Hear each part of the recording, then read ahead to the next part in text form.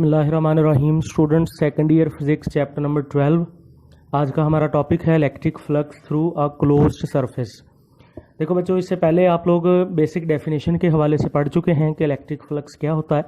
Number of field lines passing through certain element of area, और उसको अगर आप मैथमेटिकली कैलकुलेट करना चाहते हैं तो उसका फार्मूला होता है जी phi is equal to E dot A. अब इसमें बेटा मैंने आपको पहले भी समझाया था कि ये जो ई पे एरो लगा हुआ है, इसका मतलब ये ई वेक्टर क्वांटिटी है।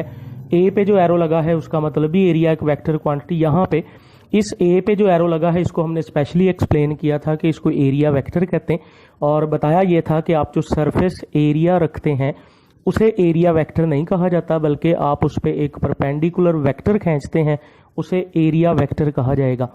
आज का टॉपिक पढ़ने से पहले एक छोटी सी बात बच्चों इस फार्मूले में ऐड कर लें कि ये फार्मूला अप्लाई करने से पहले आप ये कंफर्म कर लें कि आपका जो सरफेस एरिया है वो फ्लैट होना चाहिए। अगर सरफेस एरिया फ्लैट है तो फिर आप उस पर ये फार्मूला अप्लाई कर सकते हैं। तो फ्लैट एरिया मतलब जैसे मिसाल के तौर पे आप कह लें कि ये आपके पास फील्ड लाइंस है और आप इसके सामने आप एरिया प्लेस करते हैं, और सपोज दैट वो कर्व एरिया है। अब कर्व एरिया रखने का बेटा ये होगा कि आपको पता है कि आपने जो एरिया रखा है ना, आपने उस पर एरिया वेक्टर खींचना है। अब इस पे एरिया वेक्टर बहुत सारी डायरेक्शन में बन सकते हैं, मतलब ये इधर को परपेंडिकुलर बन गया, ये इधर को देख लें, इधर को देख लें। तो आप इसमें से किसको एरिया वेक्टर कहोगे? क्योंकि एरिया वेक्टर की डेफिनेशन तो ये है कि जो सरफेस एरिया पे परपेंडिकुलर होगा। अगर सरफेस एरिया ही कर्व होगा तो उस पर तो बहुत सारे फिर एरिया वेक्टर खींचे जा सकते हैं। इसलिए हम कहते हैं कि ये फार्मूला अप्लाई करने से पहले हम ये कंफर्म कर लेंगे कि हमने जो सरफेस एरिया प्लेस करना है वो फ्लैट होना चाहिए। ये बात आज की डेरिवेशन में बच्चों हम यूज़ करेंगे। आप बढ़ते हैं अपने टॉपिक की तरफ। आज का सवाल ये है जी, कैलकुलेट इलेक्ट्रिक फ्लक्स। आपने इलेक्ट्रिक फ्लक्स कैलकुलेट करना है थ्रू अ क्लोज्ड सरफेस, एक क्लोज सरफेस का, और वो भी एक ऐसी सरफेस होनी चाहिए इनक्लोजिंग अ चार्ज, जिसके अंदर एक चार्ज प्रेजेंट होगा। इनक्लोजिंग अ चार्ज कहने का बेटा मतलब यह है कि हमारे पास एक क्लोज सरफेस है जिसके अंदर एक चार्ज पड़ा है, और आपने उस चार्ज की वजह से उस क्लोज सरफेस का फ्लक्स कैलकुलेट करना है। मतलब मिसाल के तौर पे जी आपके पास क्लोज सरफेस है जी इस शेप में, जिसको आप कह लेते हैं कि ये हमारे पास एक स्फीयर है, और एक ऐसा स्फीयर है जिसके बिल्कुल सेंटर पे बच्चों वो चार्ज पड़ा है जिसको हम क्यू चार्ज कह रहे हैं, और इस चार्ज की वजह से आपने इस क्लोज्ड सरफेस का फ्लक्स कैलकुलेट करना है। और ये जो क्लोज सरफेस बच्चों हमने लेट की है ना, ये याद रखिएगा जी, हमने स्फीयर शेप की लेट की है। देखो बच्चों, भी आपने बच्चा यहाँ सवाल करता है कि सर क्लोज सरफेस का मतलब सिर्फ स्फीयर तो नहीं होता, तो बल्कि सही बात है, वाकई क्लोज सरफेस का मतलब सिर्फ स्फीयर नहीं होता।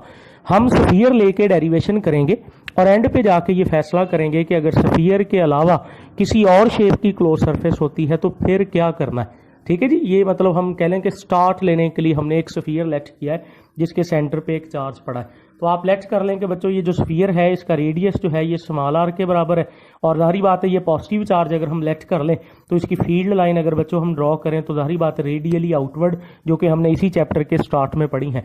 देखो बच्चों, इसकी फील्ड लाइन होंगी तो वो फील्ड लाइन इस स्फीयर में से पास होंगी, इसकी वजह से इस स्फीयर का कोई ना कोई फ्लक्स बनेगा और उसे हम कैलकुलेट करना चाहते हैं। तो सबसे पहली बात यह है कि आपको अभी मैंने बताया है कि ये फार्मूला से अगर आपने कैलकुलेट करना है तो सरफेस एरिया फ्लैट होना चाहिए। अब स्फीयर का सरफेस एरिया फ्लैट तो नहीं होगा, वो तो कर्व होगा।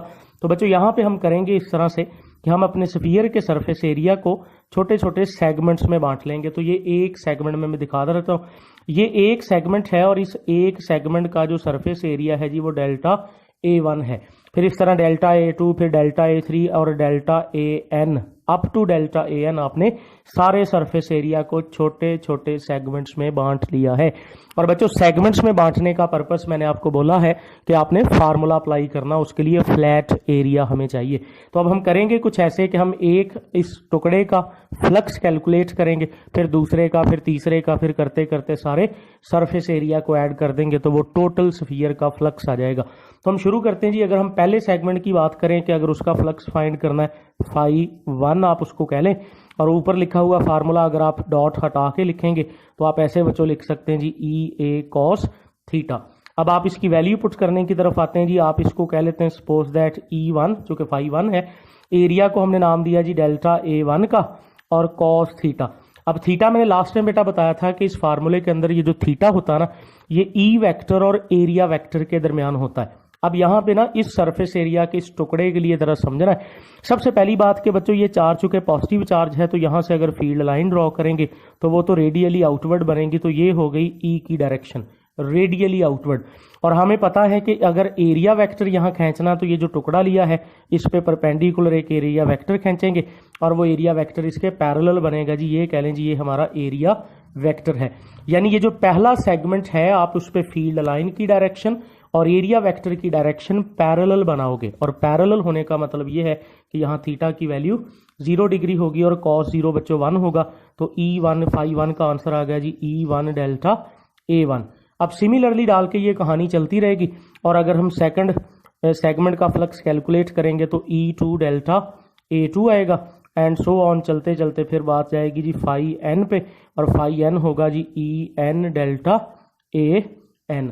और यूं बच्चों इस सारे सेगमेंट्स को अगर हम ऐड कर दें तो हमारे पास टोटल फ्लक्स का जो आंसर आएगा जी phi total is equal to, वो हम कह सकते हैं जी वो है phi 1 plus phi 2 and so on phi n। अच्छा जी, इनकी वैल्यू जो हमने एक एक करके फाइंड की है, अगर आप उनकी वैल्यू पुट करें तो आपके पास टोटल फाई का आंसर आएगा E1 delta A1 plus E2 delta A2 and so on, और यहाँ तक चलते चलते आएगा जी En डेल्टा AN। अब ये सारे हमने अलहदा फ्लक्स कैलकुलेट किए हैं। अब इनको बच्चों हमने ऐड कर दिया। ऐड करने के बाद आगे बढ़ाने से पहले ना इस चैप्टर का बच्चों एक फार्मूला है, एज वी नो दैट। तो एज वी नो दैट हमने ई कैलकुलेट करने का एक फार्मूला पढ़ा है कि अगर एक चार्ज से r डिस्टेंस दूर जाके आपने बच्चों ई फाइंड करना हो तो उसका फार्मूला होता है 1/4 pi epsilon not Q over R square. अब अगर इस फार्मूले को आप देखो तो E डिपेंड करता है मैग्नीट्यूड ऑफ चार्ज पे और E डिपेंड करता है जी R पे। अब चार्ज सेम है क्योंकि एक ही चार्ज रखा था हमने सेंटर पे, और आपको पता है कि स्फीयर है ना, तो रेडियस सेम होगा। इधर को देख लें, इधर को देख लें, तो जिस मर्जी सेगमेंट पे देखें R तो सेम ही बनेगा। अब R सेम बनेगा तो हर सेगमेंट के लिए बच्चों फिर E1 E2 E3 ये सब मैग्नीट्यूड वाइज आपस में बराबर होंगे, तो En तक ये सब सेम है। तो आपको चाहिए इन सब की जगह बच्चों एक ही E लिख दें। तो इस फार्मूले के अंदर हम अगर रिप्लेस कर दें सो हम कह सकते हैं कि फाई का जो आंसर आएगा जी, अगर सारे E सेम हो गए तो वो कॉमन लिया जाएगा। E कॉमन आ गया तो अंदर आ गया बच्चों delta A1 plus delta A2 and so on, और चलते चलते डेल्टा AN। और इसको अगर हम आगे बढ़ाते हुए जवाब लिखें तो फाई का आंसर आ गया जी, ये हमारे पास है E। और देखो बेटा अंदर से delta A1 plus delta A2 and so on delta AN।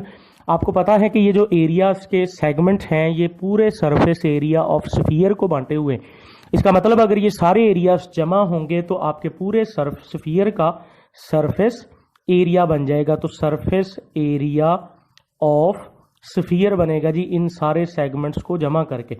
अब आप इनकी वैल्यूज पुट करने की तरफ आए तो बच्चों ई का जो फार्मूला अभी मैंने लिखा था 1/4 pi epsilon not Q over R square, और आगे ये सरफेस एरिया ऑफ स्फीयर अगर हम फार्मूला याद करें तो बच्चों वो होता है जी 4 पाई R स्क्वायर। और यूं बच्चों R स्क्वायर से R स्क्वायर कट गया, 4 पाई से 4 पाई कट गया, तो फाई का आंसर आ गया जी Q ओवर एप्सिलॉन नॉट।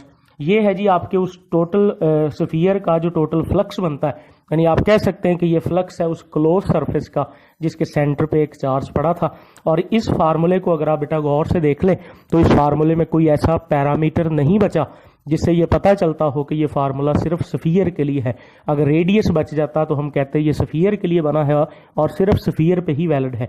लेकिन इस फार्मूले से हमें पता चला है कि जो फ्लक्स होता है किसी क्लोज्ड सरफेस का वो इंडिपेंडेंट ऑफ शेप होता है, इंडिपेंडेंट ऑफ शेप। जैसा कि बच्चों मैंने लेक्चर के स्टार्ट में कहा था कि हमें तो फ्लक्स क्लोज सरफेस का फाइंड करने को कहा गया, तो हमने तो स्फीयर का फाइंड किया है। तो सर अगर कोई और शेप की क्लोज सरफेस आए तो आपने कहना सर ये फार्मूला हर शेप पे वैलिड होगा।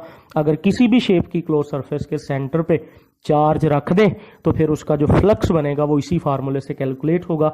और फार्मूले से हमें पता चला कि जो flux through a close surface होता है वो शेप पे डिपेंड नहीं करता।